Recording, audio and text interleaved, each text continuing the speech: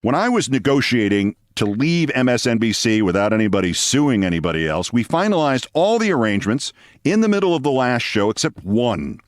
NBC did not want me to read this particular Thurber fable, and I had to switch to another one because they felt in planning to do so I was attacking them, possibly because I was attacking them. The Peacelike Mongoose is the starting point of my relationship with James Thurber's daughter, Rosemary, and his granddaughter and his publishers. It was my dad, fatally sick in the hospital, to whom I would read Thurber every night, who suggested I should read Thurber on the TV news show. I thought he was crazy. I told him if I did that, I'd probably hear from his literary trust, but I did it anyway, and so I read The Peacelike Mongoose. And I heard from his literary trust. Because at the moment I read this story, Rosie Thurber was on the horns of the proverbial dilemma. A British publisher wanted to put The Peacelike Mongoose in an anthology for school kids. It is placements like that which keep an author alive. But that publisher wanted to remove one word from the story, and Rosie was now torn. Edit her father's work or don't publish her father's work? Unbeknownst to me, she and her daughter Sarah were both Countdown viewers and were watching as I read The Peacelike Mongoose. Sarah then called her mother and said, I think you've got your answer right there.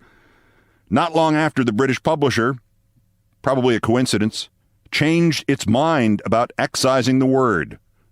Amen.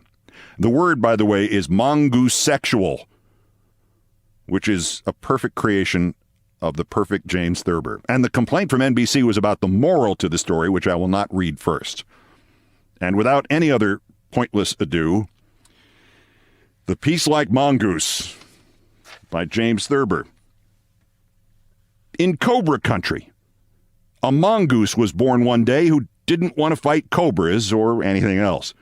The word spread from mongoose to mongoose that there was a mongoose who didn't want to fight cobras.